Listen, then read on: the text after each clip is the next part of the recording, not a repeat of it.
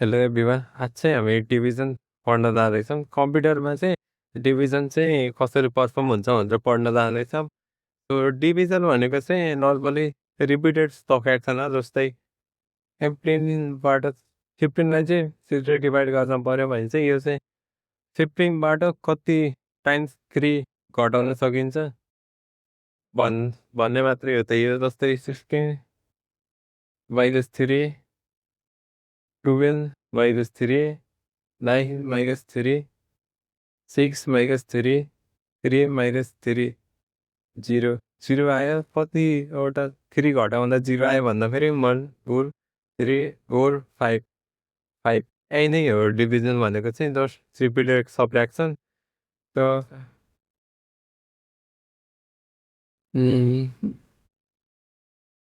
डिभिजनमा चाहिँ डेटा चारवटा गर्ने नबुझी हुन्छ यो डिभाइड गर्छ जस्तै 3 15 हो भने चाहिँ 3 5 3 5 15 अहिले 15 त 0 यो यसलाई चाहिँ डिभाइड जस्तै डिभाइड गर्छ त्यस्तै चाहिँ डिभाइडर भन्छ जस्तै डिभाइड गर्ने त्यस्तै चाहिँ डिभिडेन्ड भन्छ र आएको एन्सरलाई चाहिँ क्वेसन भन्छ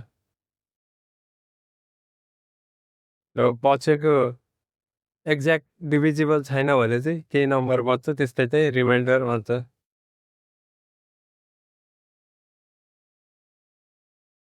र डिभिजनमा चाहिँ डिभाइडरहरू चाहिँ डिभिडेन्ड हुन्छ क्वेसन्ट हुन्छ र रिमाइन्डर हुन्छ र जस्तै हामीले चाहिँ नर्मल बाइनरी डिभिजन चाहिँ कसरी गर्छौँ भन्दा यसरी हेरौँ 3 भनेको चाहिँ 0 1 1 हो र 15 भनेको चाहिँ 0 1 1 1 1 हो यसलाई चाहिँ डिभाइड गर्नु पऱ्यो भने सुरुमा चाहिँ फर्स्ट डिजिट हेर्छौँ 0 0 चाहिँ इज ग्रेटर देन 0 1 1 हो इफ हो भने चाहिँ त्यसलाई यसलाई सबट्र्याक्ट गर्ने होइन भने चाहिँ 0लाई सबट्र्याक्ट गर्ने 0 देन 0 भयो देन 1लाई तल सिफ्ट गर्ने त्यसपछि फेरि if 0 1 is greater than 0 1 1 if हो भने चाहिँ त्यसलाई यसबाट सबट्र्याक्ट गर्ने होइन भने चाहिँ फेरि यो सानो छ सो 0ले सबट्र्याक्ट गर्ने 0 1 भयो 0 देन फेरि सिफ्ट गर्ने 1 1 1 योसँग इक्वल छ सो 1 भयो माइनस 0 1 भयो यो 0 0 भयो र फेरि 1 आयो is 0 1 is greater than 0 1 no so 0 then यो 0 घटाउनु पऱ्यो 1 भयो त्यसपछि फेरि 1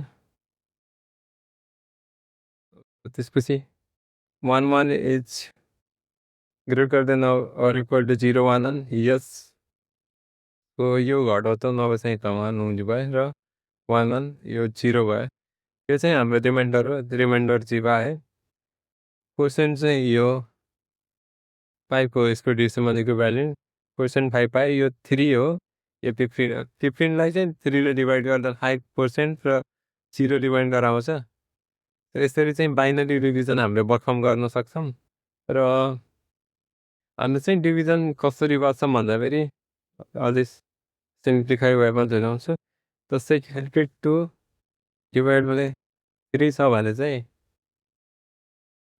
हामीले चाहिँ फर्स्ट डिजिटसँग चाहिँ यसलाई कम्पेयर गर्छौँ इफ योभन्दा चाहिँ यो सानो छ भने यसलाई घटाउँछौँ जस्तै 3 1 छ 3 हुन्छ माइनस 3 बचेको त्यसपछि अर्को नेक्स्ट डिजिटलाई चाहिँ सिफ्ट गर्छौँ 2 3 अनि त्यसपछि योभन्दा यो सानो छ भने त्यसलाई चाहिँ यसले डिभाइड गर्छौँ 3 7 छ 21 हुन्छ माइनस 21 र 1 रिमाइन्डर आयो यो रिमाइन्डर भएको क्वेसन र यो डिभाइजर यो डिभिडेन्ड भयो जस्तै हामीले 3ले 15लाई डिभाइड गर्न पऱ्यो भने चाहिँ कसरी गर्छौँ भन्छ 3 फर्स्ट डिजिटलाई हेर्छौँ फर्स्ट डिजिट चाहिँ 3 भन्दा सानो छ सो पहिला सबट्र्याक्ट गर्न हेर्ने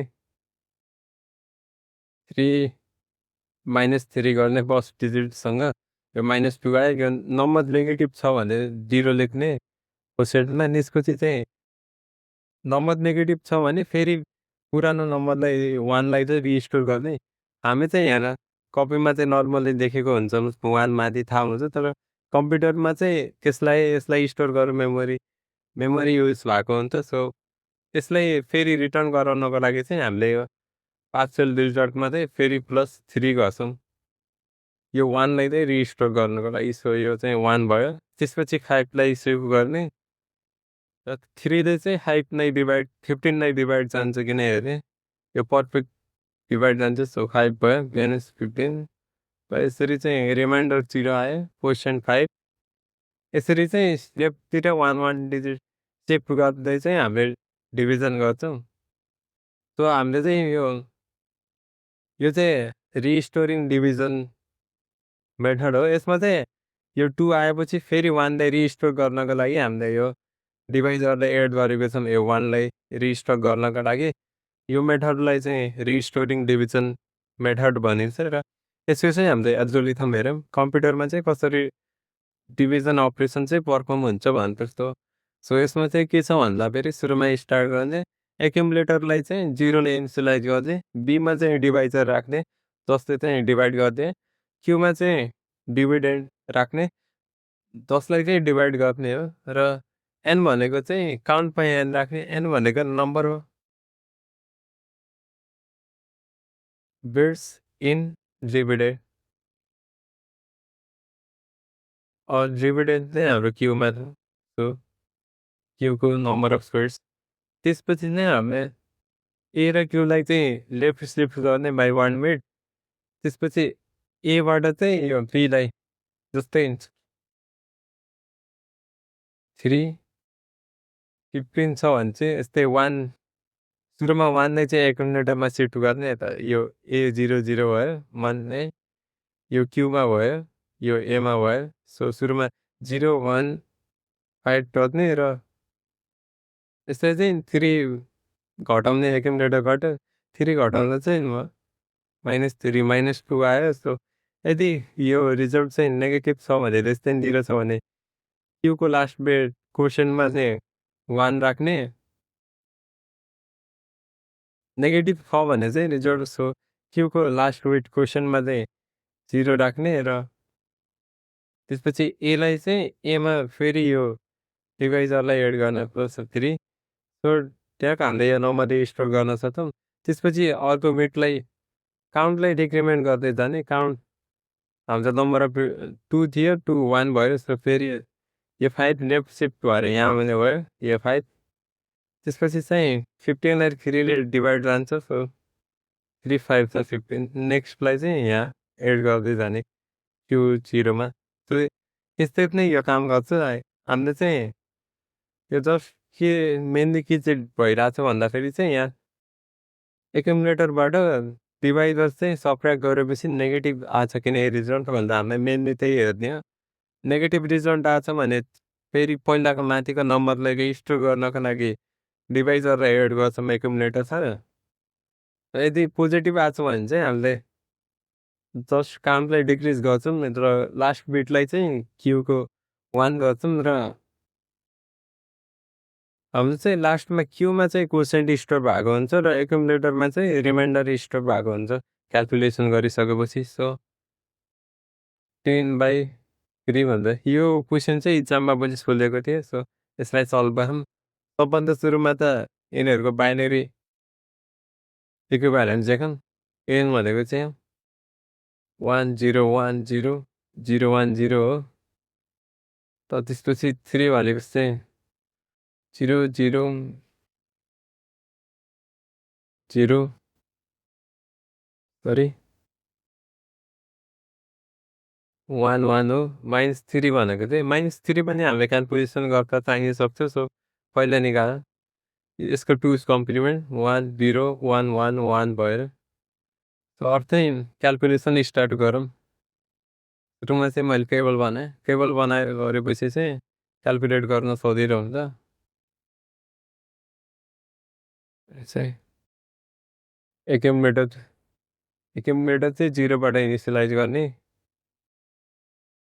त्यसपछि क्यू भनेको चाहिँ डिभिडेन्ड जसलाई चाहिँ डिभाइड गर्छ भनेको चाहिँ 0 1 0 यो सेकेन्ड देन हाम्रो बीमा चाहिँ डिभाइडर छ 3 यो भनेको चाहिँ 0 0 0 1 1 भयो सो अब चाहिँ हाम्रो पफ इटरेसनमा के गर्ने भन्दा सुरुमा चाहिँ पहिलो स्टेप भनेको left shift A cube so A र क्युबलाई चाहिँ लेफ्ट सिफ्ट गर्छौँ बाई 1 बिट 0 0 0 0 यो 0 यहाँ आउनु भयो यो 1 यहाँ 0 1 0 देन यहाँ एउटा ड्यास राख्छौँ हाम्रो चाहिँ एउटा बिटको लागि सो त्यसपछि चाहिँ के गर्दै भन्दाखेरि एबाट बीलाई कपरेट गर्दैछु बी भनेको यो हो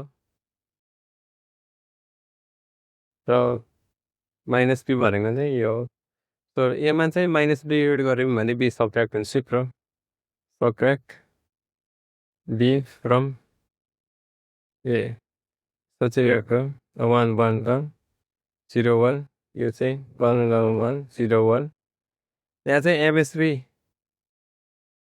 1 छ भनेपछि यो नम्बर नेगेटिभ हो नेगेटिभ यदि नम्बर चाहिँ नेगेटिभ छ भने चाहिँ लास्ट क्युको लास्ट बिटलाई चाहिँ हामीले 0 गराउँछौँ 0 त्यसपछि चाहिँ यो पहिलाको भ्यालुलाई रिस्टोर गर्नको लागि चाहिँ एमा फेरि बीलाई चाहिँ एड गर्छौँ सो त्यसपछि नेगेटिभ आयो सो रिस्टोर प्लस यो बीलाई चाहिँ फेरि एड गर्छ 0 0 0 1 1 1 0 0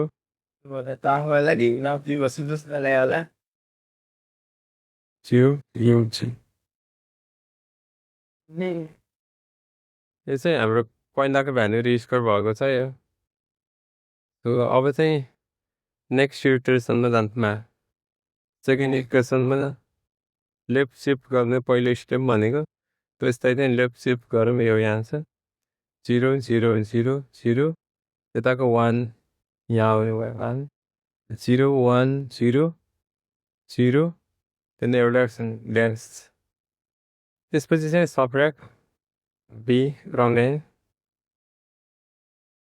माइनस बीलाई चाहिँ एड गरौँ 1 1 1 0 1 1 0 1 1 यो नम्बर चाहिँ फेरि नेगेटिभ आयो सो नेगेटिभ आयो भनेपछि चाहिँ हामीले रिस्टोर गर्नु पर्ने भयो एन्ड क्युको लास्ट बिट चाहिँ 0 नै हुने भयो फेरि पनि सो रिस्टोर गर्नको लागि चाहिँ हामीले बीलाई एड गर्छौँ यस्ता 0 0 0 1 1 0 0 0 0 यो नम्बर चाहिँ हाम्रो फेरि रिस्टोर भएर यहाँ आएको छ अब चाहिँ नेक्स्ट इटरेसन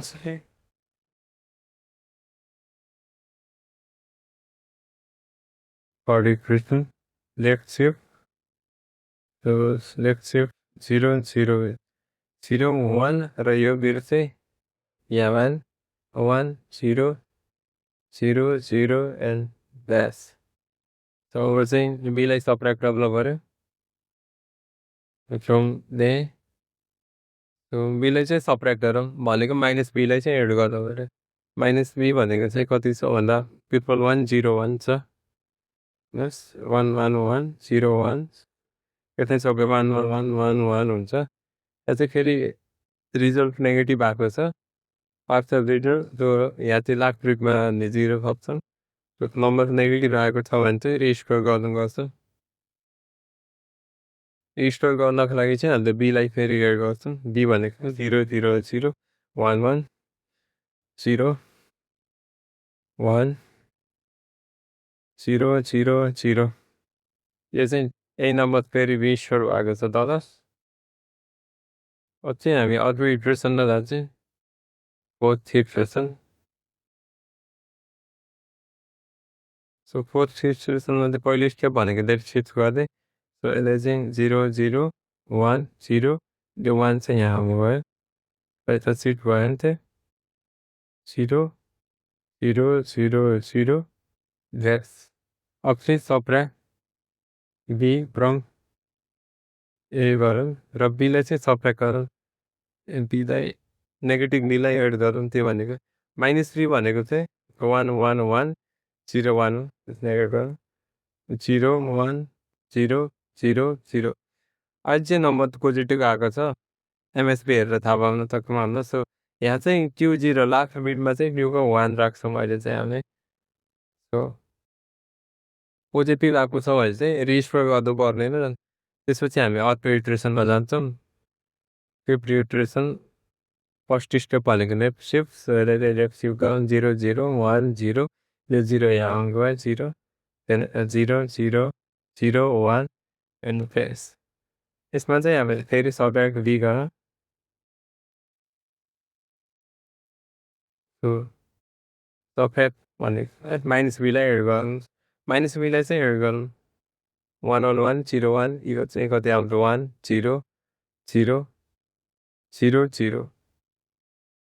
फेरि रिजल्ट पोजिटिभ आएको छ भनेपछि चाहिँ यहाँ 1 हुँदै भयो क्युको लास्ट विकमा। र पोजिटिभ आएको छ भनेपछि रिस्टोर गर्न पनि परेन। र यो एमा चाहिँ हाम्रो रिमाइन्डर स्टोर भएको हुन्छ लास्टमा। र यसमा चाहिँ क्वेसन